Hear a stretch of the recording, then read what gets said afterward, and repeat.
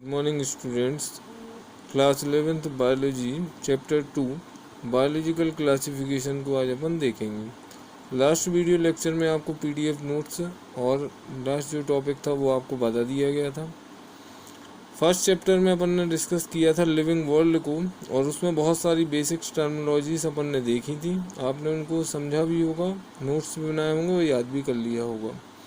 आज अपन बात करते हैं मेन टॉपिक बायोलॉजिकल क्लासिफिकेशन की। ठीक है, इसकी पहले अपन देखते हैं हिस्ट्री, ये क्या है, इसके बारे में किस साइंटिस्ट ने क्या क्या बताया है, कौन से बायोलॉजिस्ट और बोटनिस्ट ने क्या क्या बताया। सबसे पहले आते हैं हिप्पोक्रेट्स और एरिस्टोटल।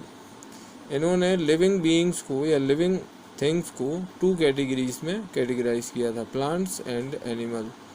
एरिस्टोटल जो है, ठीक है, उन्होंने एनिमल को क्लासिफाई किया था टू कैटेगरीज में, एनीमा और एनीमा।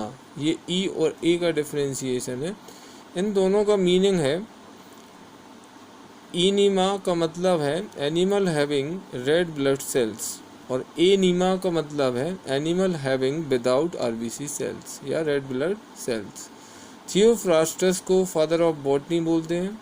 क्यों बोलते हैं उसका भी रीजन बता रहे हैं आपको, क्योंकि इन्होंने 418 प्लांट्स को आइडेंटिफाई किया था। ठीक है, बॉटनी जो है उसकी स्टडी, मतलब जो बॉटनी है ये ब्रांच ऑफ बायोलॉजी है जिसके अंडर हेड में अपन प्लांट की स्टडी को देखते हैं।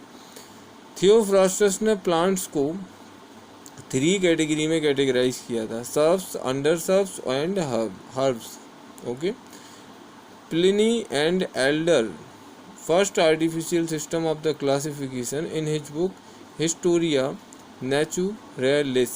ठीक है, प्लिनी एंड एल्डर ने first artificial system of classification को अपनी बुक हिस्टोरिया नेचुरलिस में बताया था। अब मोस्ट इम्पॉर्टेंट पर्सन आ रहे हैं, ठीक है, क्वेरुलस Linnaeus.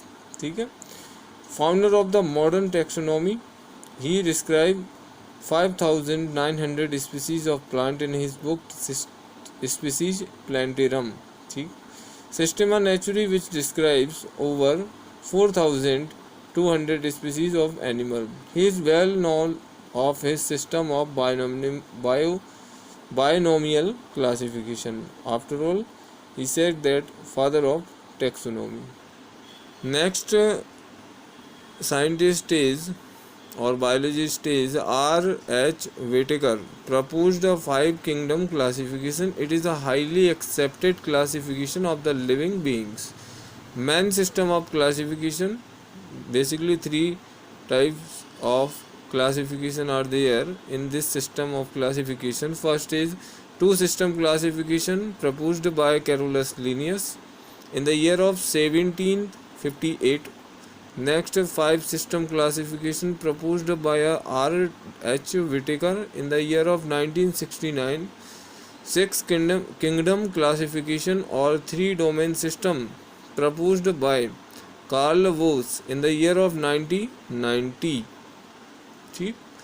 Classification, next heading is the classification of organism. How to classify organism? In this heading are described detail. First heading, 2 kingdom classification. Swedish biologist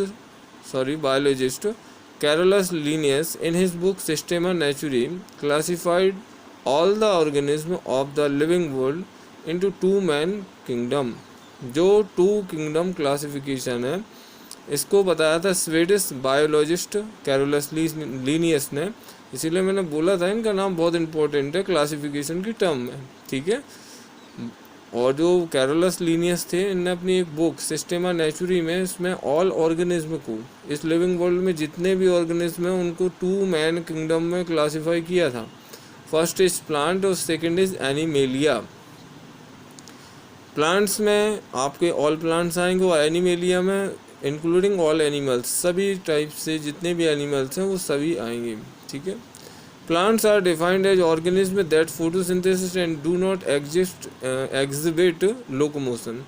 इन्होंने Carolus Linnaeus ने प्लांट्स को define किया था कि एक ऐसे ऑर्गेनिज्म जिनके अंदर फोटोसिंथेसिस हो और जिनके लोकोमोशन एग्जिबिट नहीं करता हो। नेक्स्ट है एनिमल। ठीक है। Animal are those organism that exhibit heterotrophic या heterotrophic nutrition as well as locomotion. ठीक है। नेक्स्ट पॉइंट आएगा 5 kingdom classification. Next classification are 5 kingdom classification. R.H. Whittaker 1969 has proposed the 5 kingdom classification is based on the following data. These are the 5 points based on this 5 kingdom classification. First is complexity of cell. Cells are prokaryotic or eukaryotic. Complexity of organism are two types, unicellular or multicellular. Mode of nutrition, autotrophic, heterotrophs, lifestyle, phylogenetic relationship। ठीक है। ये 5 type के जो basis हैं जिसके base पर R.H. Whittaker ने 5 kingdom classification को दिया था, इन पॉइंट्स की डिटेल स्टडी आपको बुक में दी गई है, आप उससे देख सकते हैं और आप समझ भी सकते हैं। ठीक है।